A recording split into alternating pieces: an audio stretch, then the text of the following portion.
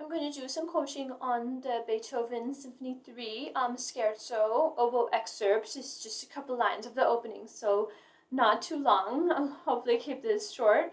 Um, yeah, this one is actually deceptively tricky. I know I didn't really spend much time learning this excerpt when I was younger compared to some of the other excerpts that just look more intimidating, but now, you know, even with some of the ones that are a little bit more simple, there is a lot to do with the details. So I'm always discovering new ways to practice and new kind of subtle things to do to make the excerpt come to life. So hopefully I will share some of my insights and what my strategies are.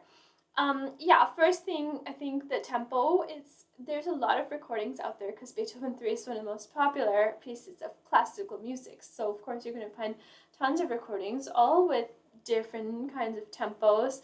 Um, don't just do the tempo that is printed in the music, but try to find the tempo that works for you. There's a lot of debate about the tempos that are written that from Beethoven's metronome, so you don't have to trust that exact number. Sometimes that exact number is good, but just know that there's some flexibility with the tempo here. This is a scherzo. It's in 3/4 and it goes pretty quick, so the first note will have more emphasis. So keep that in mind too. It doesn't all run together. It's a little bit dee, dee, dee, dee, dee, dee, dee, dee. So my tempo is around 104 to maybe 108. I think 104 is a little bit on the moderate side, but in order to show some of the detail in the phrasing, I think that tempo works if you really put a little more style. If you do it faster, you can keep it a little bit more simple. So yeah, this is what 104 sounds like on the metronome. That's a dotted half note. And then you can add triplets, which is a quarter note tempo. So yeah, I'll play it in a minute, but just to give some advice, I think the pianissimo high B flat is not the friendliest way to showcase our best. I think an audition is just a chance to show what we can do on the oboe, and you know, pianissimo high B flat is not the easiest thing to do, but we want to make sure we have a good tone. So if the core of the sound and the tone doesn't sound good, just make it a little bit louder. And I think, you know, if it's a P rather than double P, it's better to have a good sound.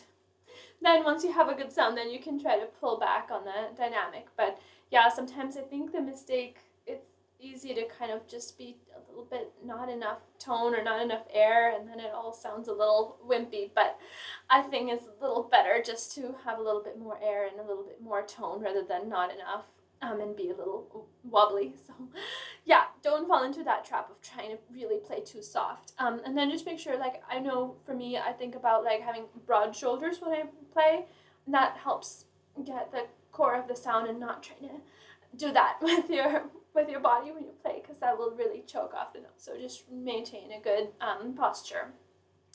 Yeah, and then another thing is the intonation in the high register. You can practice this actually an octave lower, at least, or you know, if you don't want to play super low B flat, you can just practice the first couple bars an octave lower. That way you can practice where the tone is going to be in tune and get your ears at least used to what it's supposed to sound like.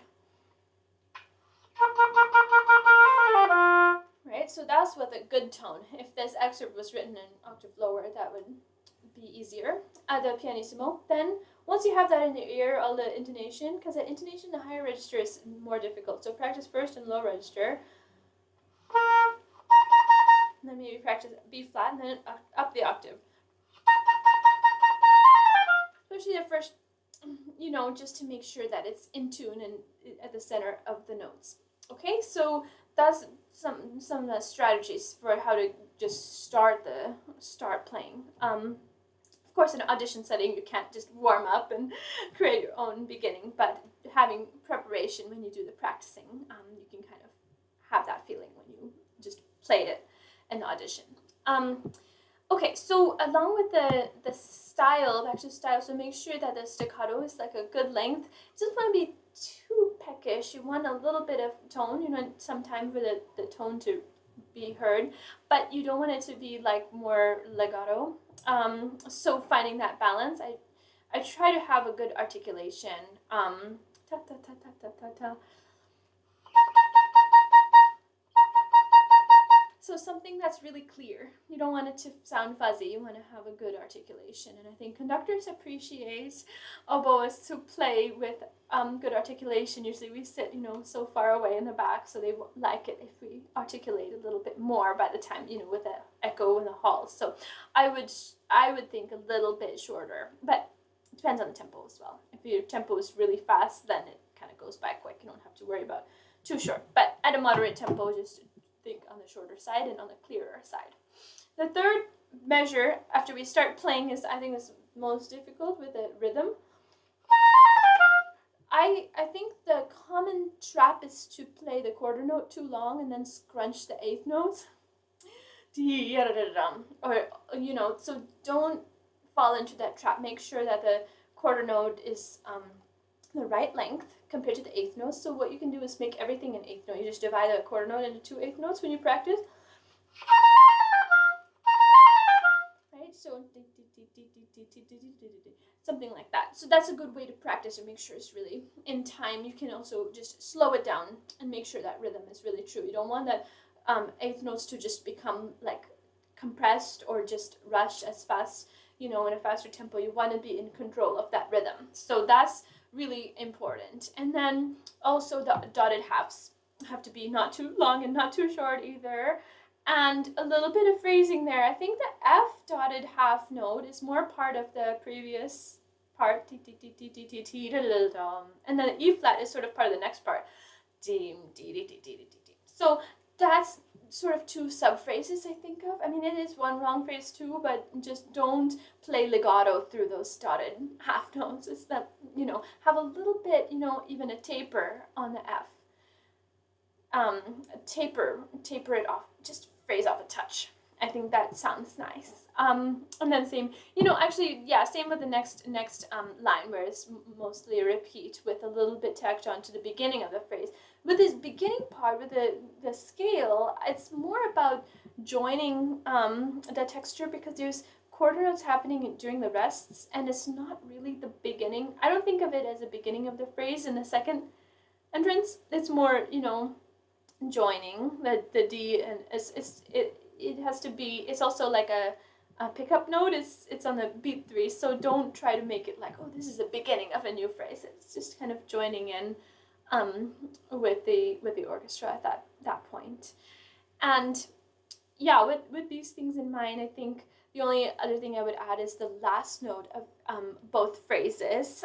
It kind of ends the same each time, is to just make sure not to hold on to that last note. I know it doesn't have a staccato in the music, but I would almost play it on the shorter side. You can play the same length as the second to last note, just put a staccato. I'd rather play that last note too short than to hang on, because there's it keeps going. The music keeps going in the rest. It doesn't just pause there. So you never want to be the one to be hanging on to your solo when the orchestra is moving on with the rest of the melody. So just don't hang on to the last note, would be my advice. And yeah, so basically I will just say, that the tempo is important. Choose a tempo that you think is comfortable and that you have all these details. Not too slow, not too fast, for a scherzo. So, do some listening, and it has to be the right feel. And then practice, you can practice with a metronome, both on like every note, or with each dotted half note. So for now, I'm going to put my Dr. Beat on 104 and put the triplet settings so I get every quarter note. So I'm going to play it with the metronome.